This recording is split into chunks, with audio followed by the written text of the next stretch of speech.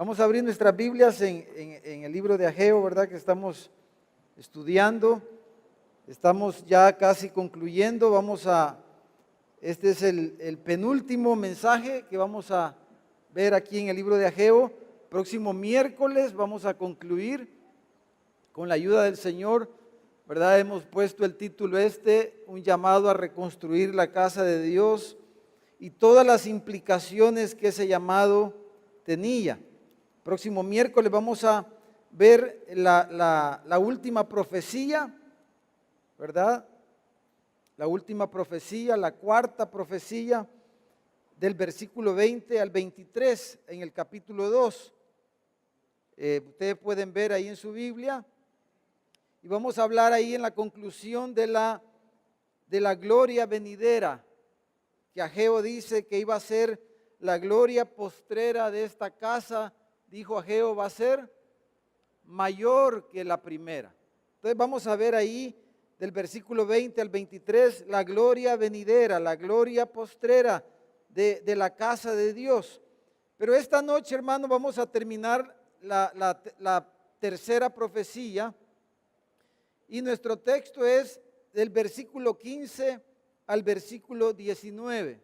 Ageo capítulo 2, versículo 15 al 19. Vamos a leerlo. La palabra de Dios dice así: ahora pues, decía el profeta, meditad en vuestro corazón desde este día en adelante.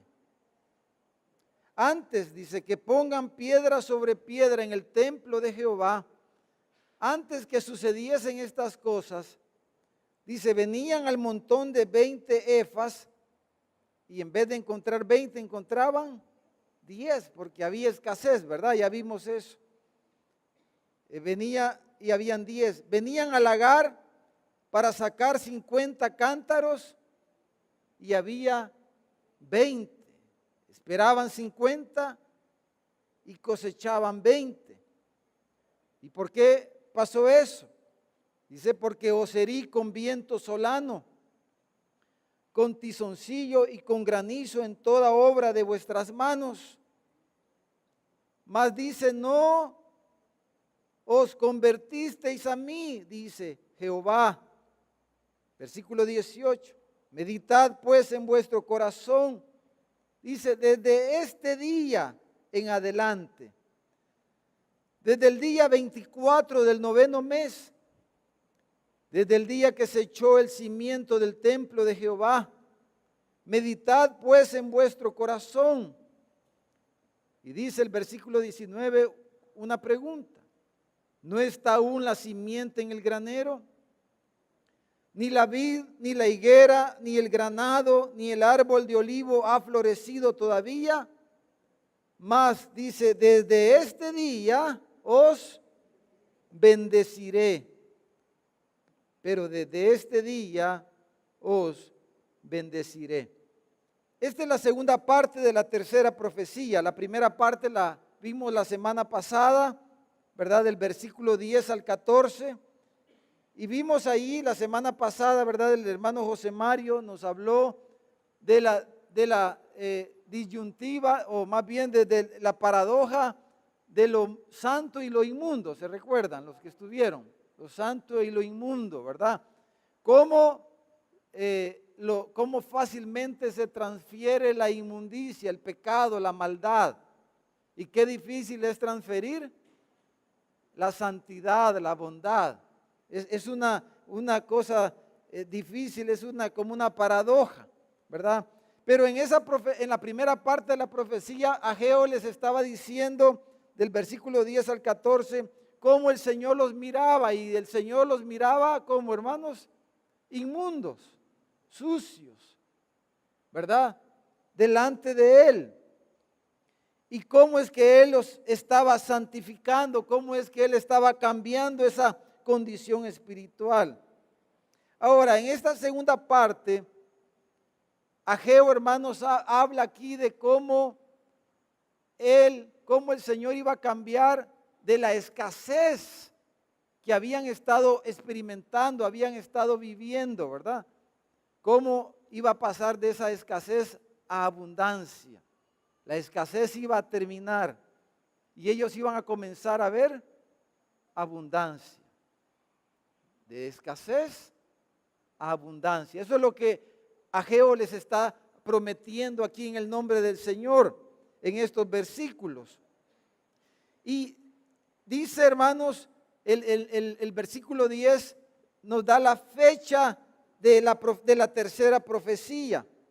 Los comentaristas citan esta fecha del versículo 10, dice el 24 del 9º mes. Acuérdense que según el calendario judío, el primer mes del año es abril, ¿verdad? Según el calendario judío. De tal manera que se refiere aquí al mes de diciembre, el mes de diciembre.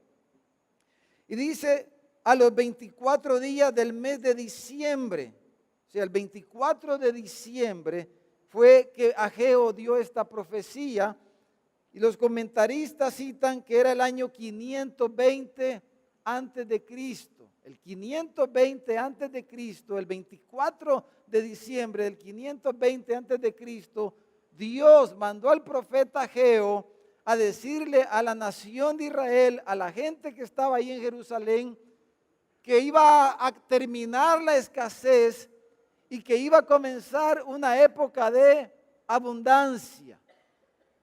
Y Dios quiere y quería de que ellos estuvieran claros que ese cambio iba a ocurrir porque Dios mismo lo estaba produciendo, que Él iba a transformar eso. Dice el 24 del 9º mes, si ustedes leen el capítulo 1, el versículo 15, el 1:15, dice que en el 24 mes del mes sexto, en el mismo año, el segundo año del rey Darío, ¿verdad? Por eso se puede precisar la fecha esta, el 24 de diciembre del 520 antes de Cristo, porque era el segundo año del rey Darío.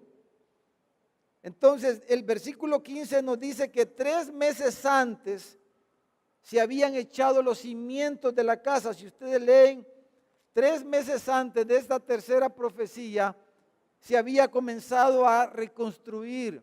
3 meses antes, ellos habían recibido la primera profecía de Ageo, habían escuchado la palabra de Dios a través de Ageo y ellos se habían arrepentido y habían dejado las casas artesonadas a las que se habían dedicado todos esos años y habían comenzado a hacer la obra de Dios. Habían comenzado a edificar 3 meses antes, habían comenzado a echar otra vez los cimientos. Y entonces, después de 3 meses, las cosas habían comenzado a cambiar y las cosas iban a cambiar radicalmente en medio de ellos. Y es lo que Ageo está confirmando y está prometiendo aquí en el nombre del Señor. Y por eso, dijéramos, la frase clave en estos versículos que aparece en el versículo 15 y en el versículo 18 es desde este día, meditad en vuestro corazón desde este día. Y por eso vamos a llamarle así a este mensaje, desde este día. Bueno, hoy es 18 de qué, hermanos, de julio del año 2018. Para ellos este día era 24 de diciembre del 520 antes de Cristo. Ese era ese día para ellos.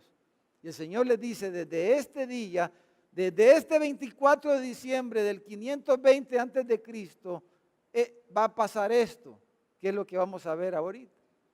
Para nosotros este día es 18 de julio del año 2018. Pero si nosotros somos creyentes, ¿verdad?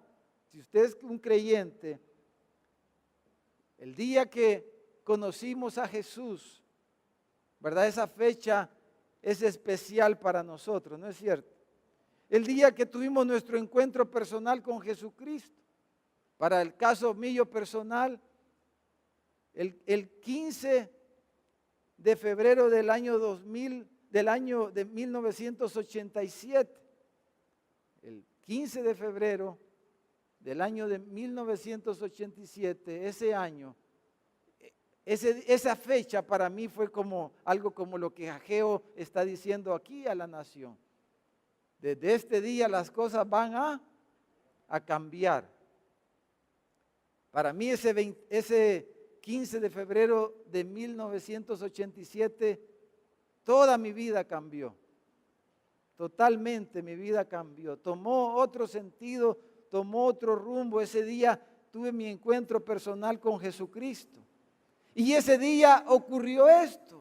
Mi vida cambió radicalmente. Y usted tiene también una fecha así, seguramente, ¿verdad? Ese día fue como un parteaguas, ¿verdad? Como ese parteaguas del techo, como la cumbrera, ¿verdad? Si usted va subiendo por aquí este techo, si usted comenzara a caminar aquí en el techo del templo de aquí, empezar a subir hasta llegar a la cumbre, ¿verdad? Ese es un parte de agua porque después de ahí usted empieza a bajar. Esa fecha, este 24 de diciembre del 520 antes de Cristo, para ellos era una fecha que ellos deberían de recordar. Era una fecha que ellos debían de conmemorar y recordar. Debería de quedar marcado en su calendario, en la historia de esa nación, en la historia de esos hombres y esas mujeres, de esas familias que habitaban Jerusalén. Esa fecha ellos deberían de recordar que algo pasó esa fecha, que cambió el curso de la historia de la nación de Israel y cosas notorias iban a ser para ellos. Y Dios quería que ellos supieran que era Él el que había hecho ese cambio. Entonces, hasta el día de la profecía, hermanos, hasta esta fecha, sus cosechas habían sido malas, ¿verdad? Eso vimos antes. Eso vemos en el versículo 15, 16 y 17. Sus cosechas habían sido malas. Y la razón de que sus cosechas habían sido malas era el Señor, era disciplina, era el castigo, era la disciplina de Dios para ellos. Habían comenzado a edificar ahora la casa de Dios en respuesta a la primera profecía. Habían tomado en serio la palabra de Dios, se habían arrepentido y habían obedecido a las palabras de Dios a través del profeta Ageo y habían puesto sus manos a la obra. Habían vuelto su atención a la casa de Dios, a la obra de Dios, al plan de Dios, al propósito de Dios, a la casa donde Él quería poner su voluntad y donde Dios dice, mi nombre va a ser glorificado.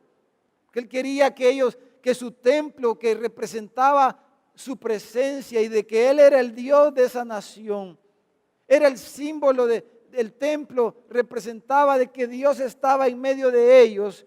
Y ahí Él, como en épocas pasadas, había manifestado su gloria, su presencia. Y por eso les dice, pondré en ella mi voluntad y seré glorificado. Ellos habían dejado de poner en el centro de sus vidas sus casas artesonadas, que por años habían edificado, se habían dedicado a sus casas artesonadas. Y las habían artesonadas, se recuerda, quiere decir arregladas, adornadas. Y ya no cabían más adornos, estaban totalmente decoradas, adornadas con todo tipo de cosas. Pero ellos habían ahora vuelto al Señor, habían comenzado a edificar la casa de Dios de tal manera que las circunstancias iban a cambiar drásticamente, de una forma milagrosa, iban a pasar de la escasez a la abundancia, del sinsabor, dijéramos, al deleite, al sinsentido, a la vida sin sentido, al propósito, a una vida con propósito, al propósito divino, al sentido pleno de la vida y de la existencia del ser humano a partir de ese momento, de un día para otro, desde este día, dice el Señor. Él quería que estuvieran claros, que comprendieran que ese cambio repentino, casi instantáneo, no era obra de la casualidad, sino que era la mano poderosa de Dios sobre ellos. Por eso les dice el profeta, mediten bien en sus corazones, desen cuenta de dónde viene este cambio.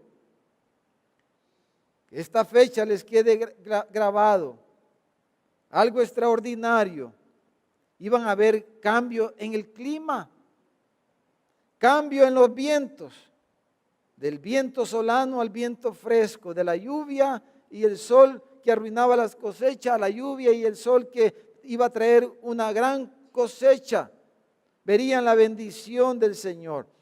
Entonces, hermanos, porque mire, dice el versículo 19, el versículo 17, dice, Oserí, o sea, Dios había traído el viento solano, dice. ¿Qué era el viento? El viento solano, hermanos, son los vientos que venían del este, del desierto. Y eran vientos cálidos, súper calientes. Que cuando esos vientos soplaban, que viniendo del desierto, quemaban literalmente las cosechas. Podían estar las espigas ya para ser cosechadas, cortadas. Pero cuando ese viento pegaba en las cosechas, quemaba las cosechas. Y dice, yo los herí con viento solano, con tizoncillo, dice. El tizoncillo, según algunos, era un hongo negruzco que arruinaba también las cosechas. Era un hongo, el tizoncillo. Y el granizo, ¿verdad? La lluvia es una bendición, pero cuando la lluvia es, en vez de ser bendición para las cosechas, el granizo arruina también la cosecha. Dice, yo los herí, yo fui el que traje el viento solano, yo fui el que trajo el tizoncillo, yo fui el que trajo el granizo, dice el Señor. Y por eso sus cosechas fueron escasas y han estado experimentando todo esto. Pero mire el contraste en el versículo 19. Dice, ¿no está aún la simiente en el granero? O sea, la simiente, la semilla que se va a sembrar. Dice, aún no se ha sacado del granero la semilla para depositarla en la tierra, para sembrarla en la tierra. Aún no ha salido la semilla del granero. Esa era una señal para decir, no hay señal, no hay indicios de que vayamos a tener cosecha, ni siquiera hemos sembrado. No ha salido la semilla del granero, está diciendo. Y la otra cosa que dice es, la vid, ni la higuera, ni el granado, ni el olivo, que eran las plantas más comunes para ellos. Dice, ni siquiera ha salido flor para decir que ya viene la cosecha, ¿verdad? No ha florecido ninguna de estas plantas para decir que ya hay señales de que va a haber cosecha. Ni siquiera han sembrado, ni siquiera hay flor en las plantas para decir que ya vamos a tener una buena cosecha. No hay señales de que va a haber cosecha, pero yo les aseguro que vamos a tener una gran cosecha, dice. No hay señales de cosecha, pero yo les estoy diciendo que va a haber cosecha, que yo los voy a bendecir desde este día, dice el versículo 19. Entonces, queremos aprender aquí 3 lecciones, hermano, en esto que está diciendo el profeta. Número 1, primera lección, hermanos, Dios es el que disciplina a su pueblo con escasez. Cuando el pueblo de Dios tiene escasez, es Dios, no es el diablo, no son las circunstancias, no es el gobierno, no es el jefe, no es nadie más.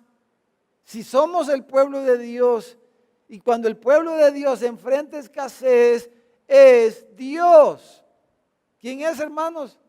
Dios, que trae escasez sobre su pueblo. La ley de Moisés se los decía a ellos. Por ejemplo, hay varios pasajes, pero en Deuteronomio 28, voy a leer unos versículos del 58 en adelante. Dice Moisés, le había dicho al pueblo, si no cuidares de poner por obra todas las palabras de esta ley que están escritas en el libro, temiendo este nombre glorioso y temible, dice Jehová tu Dios, si ustedes no temen a Dios, o sea, y la muestra de que no lo temen es que no hacen caso a sus leyes, entonces dice Jehová aumentará maravillosamente, dice, tus plagas. Imagínense, porque a veces eso es maravilloso, ¿verdad? Cuando viene una cosa tras otra, hermano.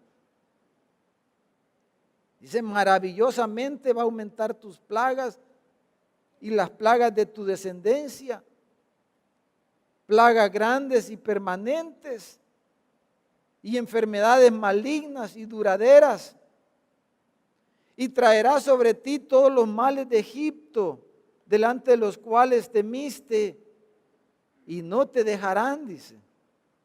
Y asimismo toda enfermedad y toda plaga que no está escrita en el libro de esta ley, Jehová la enviará sobre ti hasta que seas destruido. Y ahí usted puede leer. Entonces, ya el Señor les había dicho, lo que ellos habían pasado, lo que estaban viviendo era lo que el Señor les había dicho en la ley. Era una promesa de Dios de que los iba a traer disciplina, que iba a traer estas plagas y estas cosas sobre ellos para castigarlos por ser desobedientes a la ley de Dios. Y era lo que ellos habían estado viviendo. Por eso dice en el versículo 17 al final, dice, os herí con estas cosas, mas no os convertisteis a mí, dice Jehová. O sea, no se volvieron para obedecerme, no transformaron, no volvieron su corazón hacia mí. Entonces, pero esto había cambiado ahora. Ellos se habían vuelto al Señor. Antes se habían dedicado a sus casas artesonadas, pero hoy se habían vuelto al Señor. Eso había cambiado. Hoy sí, ellos se habían convertido al Señor y al propósito de Dios. La casa era central en el plan de Dios para la nación de Israel. Y ellos se habían vuelto ahora a lo central del corazón de Dios, su casa, su templo. Entonces, las cosas habían cambiado, pero hasta hace 3 meses atrás no.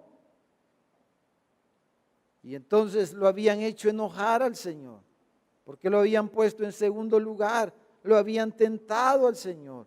Y el Señor trajo estas cosas y había arruinado sus cosechas, había disminuido su productividad y todo lo que hemos dicho. Entonces, primera lección, Dios es el que disciplina con escasez, Él es el que trata con nosotros de esa manera. Amén, hermanos. Número 2, segunda lección aquí que podemos aprender. Dios es el que cambia los tiempos. Dios es el que puede cambiar los tiempos. Desde este día, dijimos ya es nuestra frase clave, iba a cesar el viento solano, iba a cesar el tizoncillo, iba a sanar, y en lugar de granizo iba a haber lluvia buena. El hongo ese que estaba destruyendo las plantas iba a cesar. Iba a terminar el hongo que arruinaba las plantas. El cáncer ese iba a terminar. Entonces, no hay ninguna señal tangible, pero la cosecha iba a mejorar, iba a cambiar. No se ha sembrado, pero Dios iba a cambiar, iban a cambiar las condiciones climatológicas. Iban a cambiar los tiempos. Pero Dios quería estar seguro de que ellos entendieran de que eso iba a ocurrir porque era Él, que era la mano de Dios sobre ellos. Porque hermanos, que Dios cambia los tiempos, aprendemos, esto es importantísimo en la vida cristiana. Dios es providente en todas las cosas. Es la mano de Dios, es la providencia de Dios sobre la vida de su pueblo, de su iglesia, sobre nuestras vidas, sobre nuestras casas, sobre nuestras familias, sobre nuestros hijos, sobre todo lo que tenemos, lo que Él mismo nos ha dado. La providencia de Dios sobre todas las cosas. Mire, quisiera que leyéramos un pasaje aquí en Isaías capítulo 35. Isaías capítulo 35. Cómo Dios, hermanos, puede cambiar las cosas de una manera radical, de un día para otro. Dios es capaz de cambiar los tiempos, de cambiar las circunstancias, de cambiar los corazones. Puede ser que no hemos visto la nuestra por tiempo, pero Dios puede cambiar eso hoy.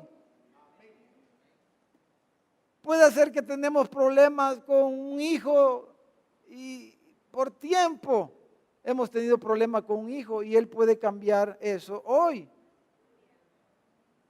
Puede ser que cualquier cosa, por tiempo hemos luchado con eso, hemos orado, estamos batallando, pero Dios puede cambiar de un día para otro esas circunstancias. Ese jefe difícil que le hace la vida imposible, ya no aguanta usted. Dios puede cambiar la actitud de ese jefe o le da otro trabajo o se lleva a ese jefe o le cambia la actitud al jefe. Puede hacer cualquier cosa porque Él es providente sobre todas las cosas, sobre todas las personas. Amén, hermano. Él puede cambiar los tiempos, Él puede cambiar las circunstancias, Él puede cambiarlo todo de un día para otro.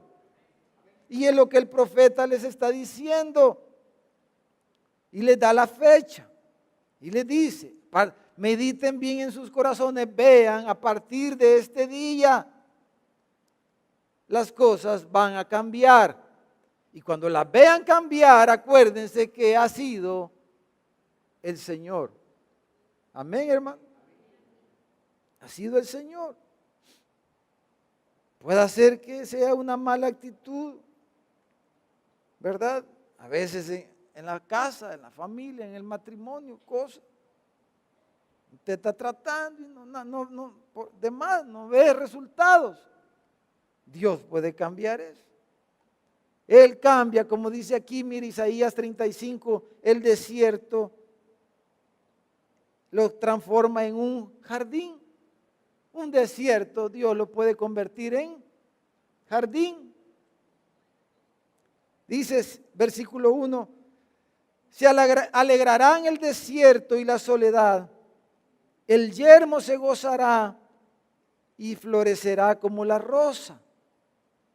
Dice, florecerá profusamente y también se alegrará y cantará con júbilo. La gloria del Líbano le será dada, la hermosura del Carmelo y de Sarón. Ellos verán la gloria de Jehová, la hermosura del Dios nuestro. El incrédulo, cuando las cosas cambian de estas formas, porque al incrédulo le pasa o le puede pasar también, pero él va a decir, qué suerte, ¿verdad? Él le va a atribuir las cosas a algo o a alguien, no a Dios. No le va a dar la gloria a Dios, pero Dios quiere que nosotros le demos la gloria a Él. Y quizás la razón por la que Él no cambia alguna cosa que nos está molestando es porque quizás no estamos listos para darle la gloria a Él. Y por eso Él no cambia eso, porque no va a recibir Él la gloria. Y Él dice, no le den la gloria a nadie más, dice, sino que a Jehová sea la gloria. A Jehová la gloria y el poder y el honor. A Él. No a nosotros, no a nosotros, oh Jehová, sino a tu nombre da gloria. Entonces, Dios a veces no actúa porque no estamos listos para darle la gloria a Él.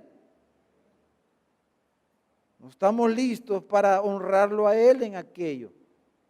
Entonces dice versículo 3, fortalecer las manos cansadas, afirmar las rodillas endebles. Decid a los de corazón apocado, esforzaos, no temáis, he aquí que vuestro Dios viene con retribución, con pago.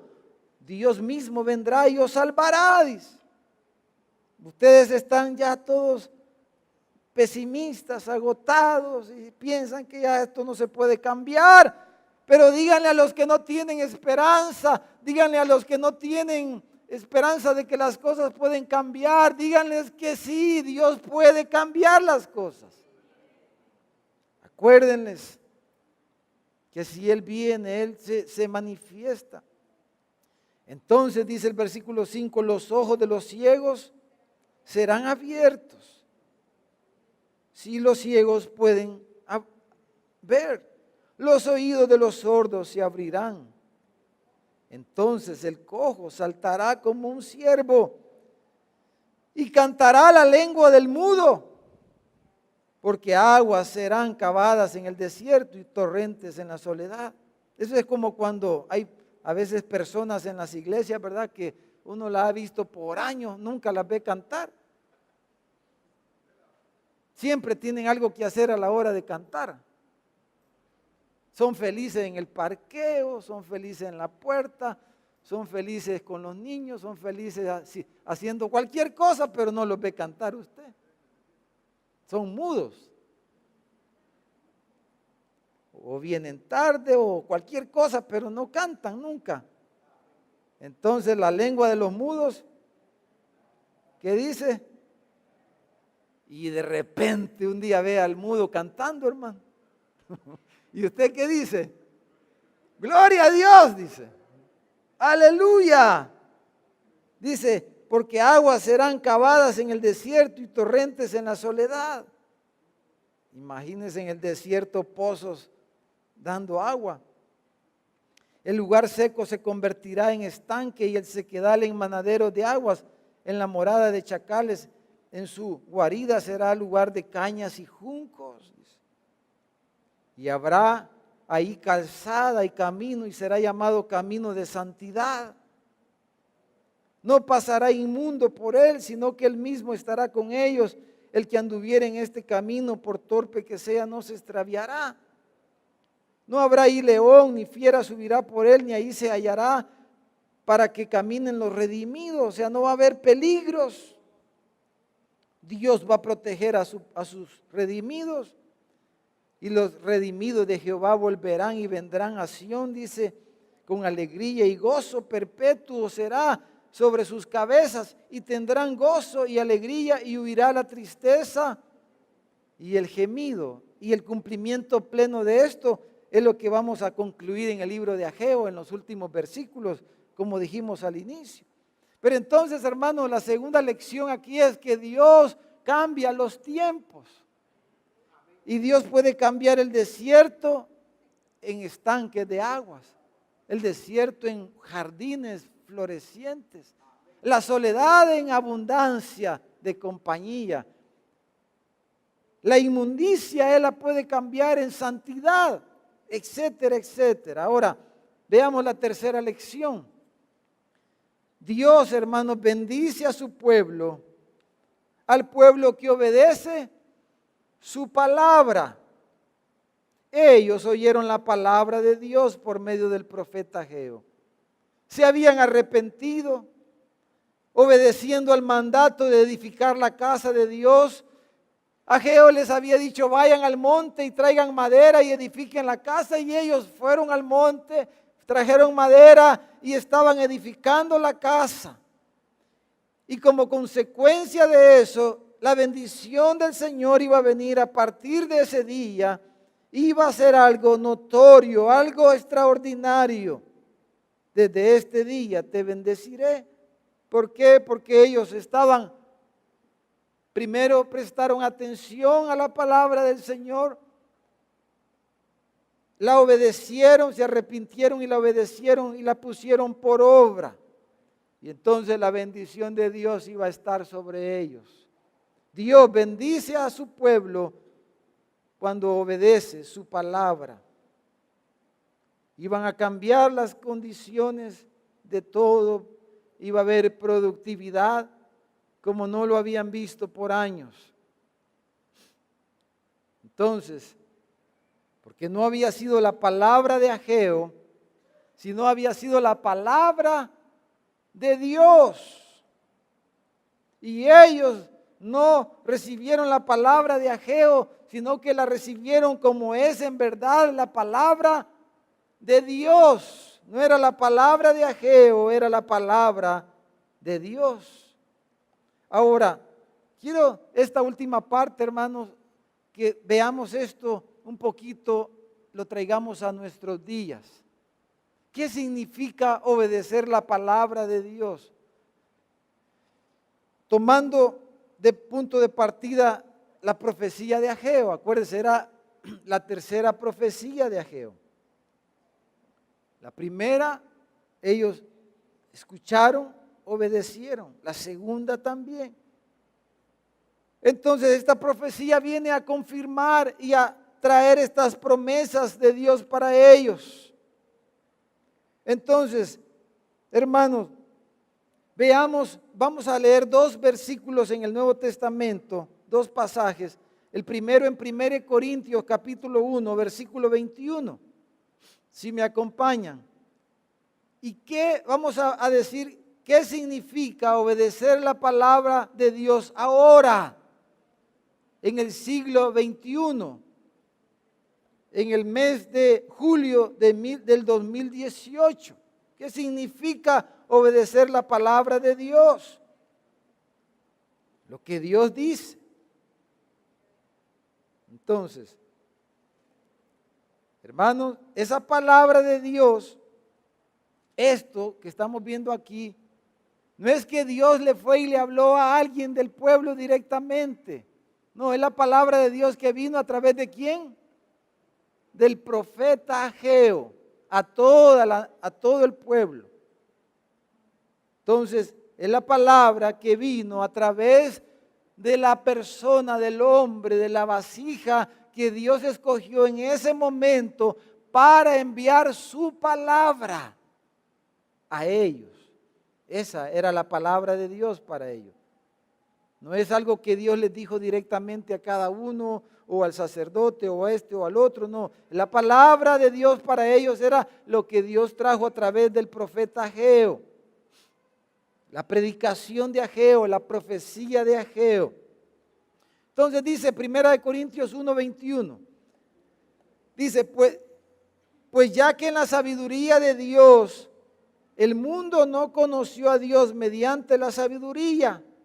O sea, mediante la ciencia, podríamos decir, o sea, el conocimiento de todas las cosas creadas a través de la creación, de toda la sabiduría de Dios expresada en su creación. El mundo no conoció a Dios de esa forma, ni le puede conocer en verdad de esa forma.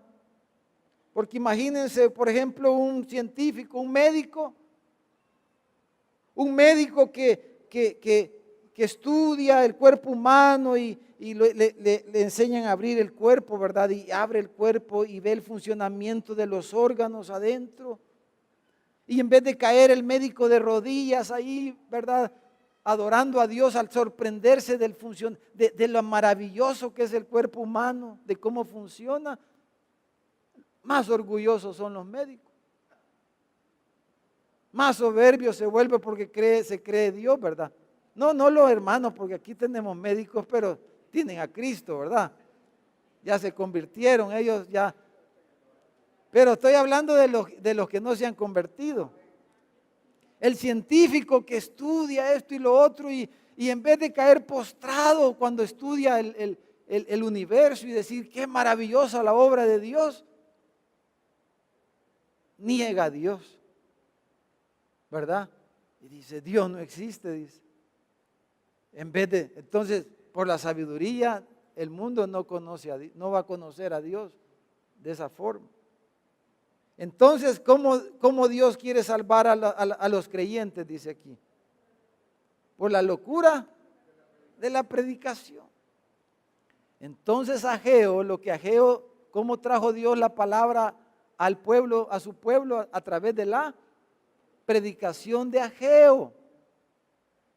A través de la predicación de Ageo, Dios trajo su palabra a su pueblo. ¿Cómo Dios va a traer su palabra a su pueblo, a su iglesia hoy día? ¿Cómo, hermanos? A través de la palabra predicada. Usted puede leer la Biblia y debe de leerla, ¿verdad? Debemos estudiar la Biblia y debemos todo eso. Pero cuando Dios quiere traerle su palabra a su pueblo, a su iglesia y las iglesias locales, y va a usar a los predicadores de esa congregación. Si Dios va a usar a alguien, va a ser a los profetas, a los predicadores de las iglesias. Esa es la forma en que Dios le va a hablar a la iglesia. Amén, hermanos. Si Él les quiere decir algo al pueblo, porque Él le ha agradado, dice, salvar a los creyentes por la locura de la predicación. Entonces, imagínense ya, trayéndolo a nuestro contexto, qué importante es que nos congreguemos, hermano. Pero nosotros necesitamos discernir qué significa sentarnos a recibir la exposición, la predicación de la palabra de Dios, ¿verdad? Pero si alguien para empezar ni se congrega, ¿cómo va a recibir lo que Dios quiere decir? No va a recibirlo. No va a estar fuera de sintonía. Dios está diciendo, edifiquen mi casa, dejen sus casas artesonadas, y la persona ni cuenta se va a dar.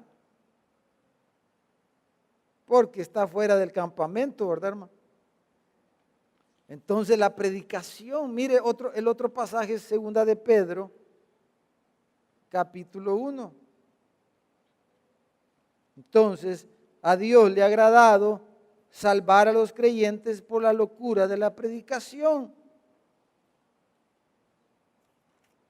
Entonces, o sea, todo lo que implica la salvación, hermano.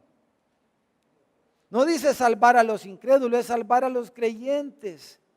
Cada predicación, cada mensaje que Dios trae a nuestras vidas como congregación, hermanos, es como Dios quiere salvarnos, guiarnos, tomarnos de la mano y llevarnos por su camino. La predicación a través de los pastores, de las vasijas o la vasija que Él quiera usar. Ese es el método de Dios. Está bien que usted oiga mensajes en YouTube, hoy que hay tanto que usted estudie libros, lea, todo eso tenemos que hacerlo, yo lo hago y debemos hacerlo todo, leer, oír a otros predicadores, pero eso no debe de sustituir la predicación que Dios trae a la iglesia local a través de sus pastores. Ese es el método de Dios. Esa es la manera de Dios, no es otra. La persona que dice yo me congrego en mi sala y con la televisión, esa persona no entiende nada. No sabe, no entiende esto que estamos hablando. Está bien desorientada la persona. Ella o él cree que sabe, cree que entiende, cree que él puede hacer las cosas a su manera, pero está fuera de la manera en que Dios quiere bendecir a su pueblo. Amén, hermano. Entonces, por eso la importancia de congregarnos y de la membresía. ¿De qué iglesia soy yo? Quiere decir, ¿verdad? ¿A qué iglesia pertenezco? ¿Cuál es mi familia espiritual? ¿Cuál es mi rebaño donde Dios me cuida a mí? Eso es central en esto que estamos diciendo. Mire, 2 de Pedro 1:19 dice, tenemos también la palabra profética más segura, a la cual hacéis bien en estar atentos como una antorcha que alumbra en lugar oscuro hasta que el día esclarezca y el lucero de la mañana salga en vuestros corazones. Entendiendo primero esto, que ninguna profecía de la Escritura es de interpretación privada, porque nunca la profecía, dice, fue traída por voluntad humana. No fue la voluntad de Ageo, sino que Ageo, aquí dice los santos hombres de Dios, en nuestro caso es Ageo, sino que Ageo habló siendo inspirado ¿por quién? Por el Espíritu Santo. Entonces, hermano, pero dice el versículo 19, dice, la palabra profética más segura. Tenemos también la palabra profética más segura. Entonces, ¿a qué se refiere el apóstol Pedro con esa expresión? La palabra profética más segura se refiere a las Escrituras. Las Escrituras, hermano. En aquel entonces no se habían completado las Escrituras. Dios le habló a Ageo de una manera sobrenatural y le dijo lo que les tenía que decir. Pero Pedro, si usted lee el versículo 18, está hablando ahí de la experiencia que él tuvo cuando fue con Juan y con Judas, con Santiago, al monte y Jesús se transfiguró, versículo 18. Dice que ellos vieron la gloria de Jesús transfigurarse. Pero dice, pero no estamos hablando como fábulas o historias artificiosas. Y por eso dice, nuestro fundamento no son nuestras experiencias que fueron reales y fueron buenas y fueron extraordinarias. Pero la base, dice, de nuestra predicación, la base de nuestro evangelio, la base de nuestra enseñanza, no son nuestras experiencias apostólicas, dice Pedro, sino que tenemos la palabra profética más segura, las Escrituras, porque toda la descripción que hacen esos 3 versículos que leímos se está refiriendo a las Escrituras, los santos hombres de Dios, o sea, los escritores bíblicos que recibieron la revelación de Dios y fueron inspirados para escribir, que se escribiera la palabra de Dios. Ahora nosotros tenemos la profecía escrita, la palabra de Dios, la profecía, la palabra profética más segura. La palabra profética no es lo que dice la niña Chentilla o el niño Chentillo que está allá y que va y que le dice algo a la gente. Esa no es la palabra profética. Esa es otra cosa, pero la palabra profética es la Escritura, es la palabra de Dios. Dice, más segura, y debemos estar, ¿qué dice con esta palabra profética, hermano? Atentos, atentos, dice. Lo que estamos haciendo ahorita nosotros, hermano. Hasta que el lucero aparezca, hasta que Cristo regrese, debemos estar atentos a la palabra profética más segura. ¿Por qué? Porque dice el 20, entendemos que ninguna profecía de la Escritura es de interpretación privada. No son cosas privadas de uno o de otro, sino que fue Dios. Porque no fue traída por voluntad humana, no fue la voluntad de Ageo. No, fue Dios que usó a Ageo, ese hombre santo de Dios, para que trajera la palabra. Entonces, hermanos, el punto central de la predicación cristiana, hermanos, algunas lecciones, algunas cosas que podemos aprender aquí es: la predicación, hermanos, no se puede relegar a un segundo plano en la iglesia. La predicación debe de tomar el lugar central del culto cristiano. El tiempo de cantos no es más importante que la predicación, como algunos se atreven a decir. No, hoy ni prédica hubo en la iglesia porque cómo se derramó la presencia de Dios y cantamos más y cantamos. Eso no es el método de Dios.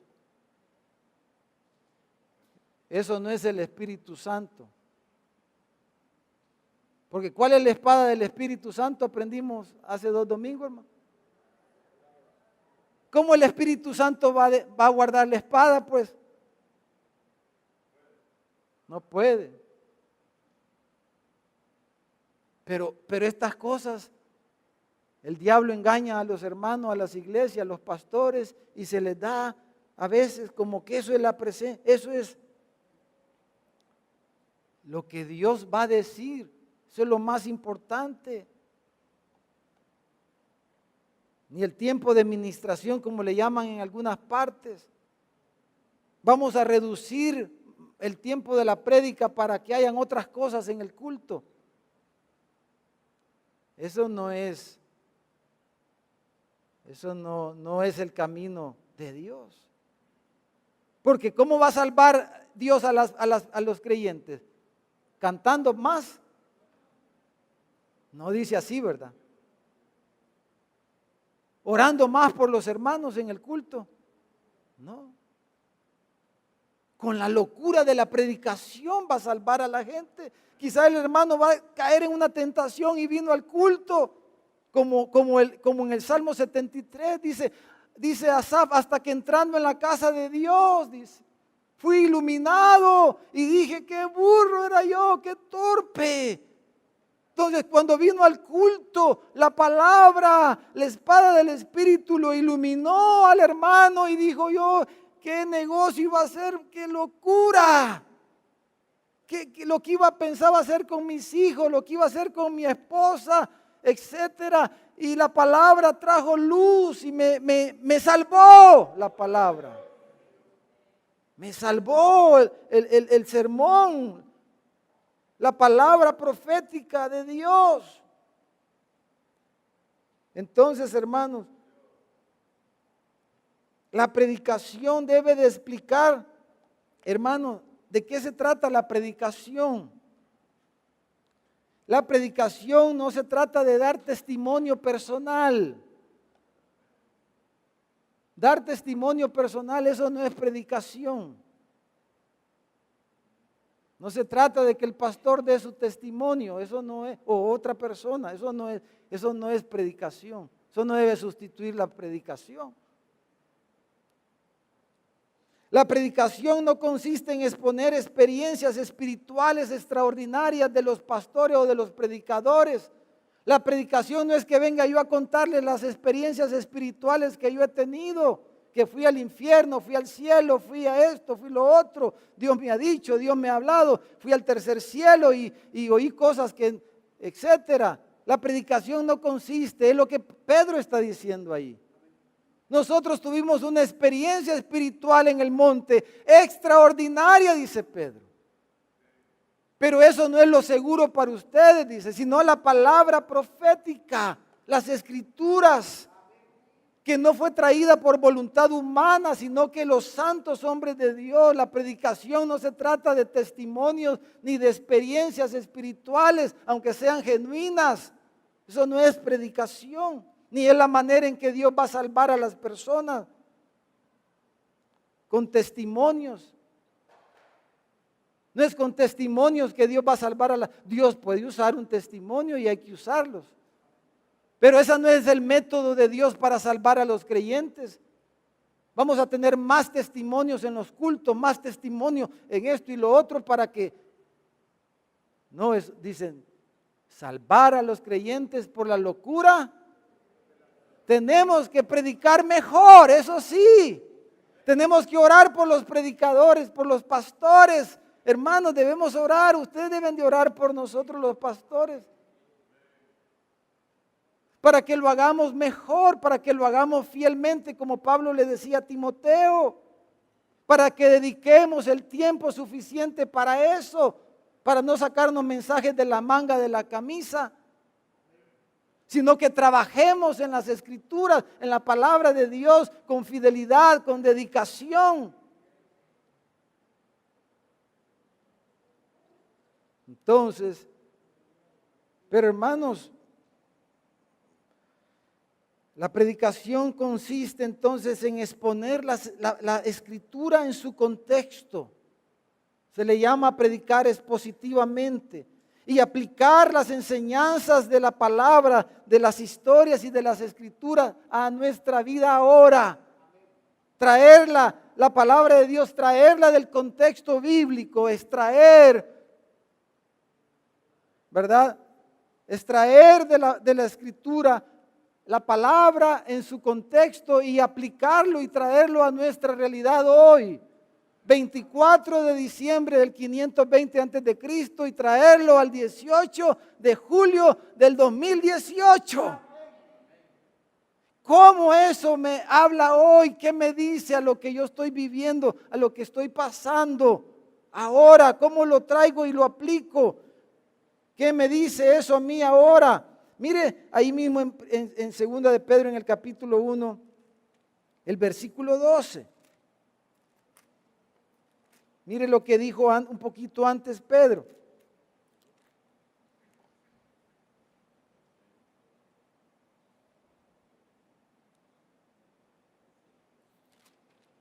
El versículo 12 dice: por esto dice, yo no dejaré de recordaros siempre estas cosas, aunque ustedes las sepáis. Y estéis, ¿qué dice, hermano? Confirmados en la verdad presente. Esta expresión, la verdad presente, hermano, se han dicho muchas cosas de esa expresión, la verdad presente. Dice, estamos confirmados en la verdad presente.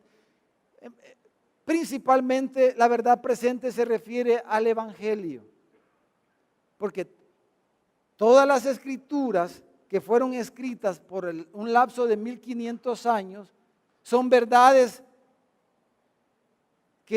cosas que pasaron, como ya vimos en fechas anteriores, pero todas esas historias, todas esas escrituras, todo eso que vivió Israel y el pueblo de Dios, la iglesia, etcétera, Jesús cuando vino, todo eso que es historia, pero toda esa verdad, todo ese cúmulo de lo que Dios ha dicho, traerlo ahora es la verdad presente hoy. Todo eso, traerlo a hoy es la verdad presente. ¿Y cómo hago eso? A través de la predicación. A través de la predicación traigo toda esa historia, saco todo ese cúmulo de lo que la Biblia dice y la traigo ahora a través de la predicación. Traigo la verdad presente. Y la verdad presente de lo que estamos diciendo es que Dios puede cambiar nuestras circunstancias ahora, hermano. Dios puede cambiar nuestras vidas, nuestros hijos, nuestras casas, nuestros negocios, nuestras circunstancias. Dios puede cambiar todo eso ahora. Pero la pregunta es si estamos obedeciéndole. Si estamos respondiendo a Él con un corazón dócil. O no nos estamos convirtiendo, no estamos respondiendo en obediencia, o estamos empecinados en nuestras cosas, o estamos diciéndole, Señor, que se haga tu voluntad. Entonces dice que estemos atentos, hermano, y que obedezcamos lo que Él está diciéndonos. Entonces la pregunta terminando es, ¿cómo estamos respondiendo a lo que Dios está diciéndonos? Amén, hermano. ¿Cómo estoy yo respondiendo a lo que Dios me está diciendo? Claro, Dios usa personas, medios, formas, usa un montón de cosas para hablarnos. Pero principalmente, ¿verdad? Él va a usar la predicación. En mi iglesia, donde yo me congrego, mi casa, mi hogar, mi familia espiritual. ¿Qué Dios está trayendo? ¿Qué Dios está diciendo a través de la exposición de su palabra? ¿Y cómo estoy respondiendo a lo que Dios está diciendo a través de la exposición? ¿Cómo esa verdad presente, lo que Dios está trayendo de su palabra a la realidad que estamos viviendo hoy nosotros? ¿Cómo eso se aplica y cómo yo estoy respondiendo a eso? Hermano, la promesa es que si yo respondo en obediencia a lo que Él está trayendo, ¿qué va a hacer Él, hermano? Nos va a bendecir. Esa es la promesa. Esa es la verdad presente de este mensaje. Que si nosotros ponemos atención a lo que Él dice a través de su palabra predicada,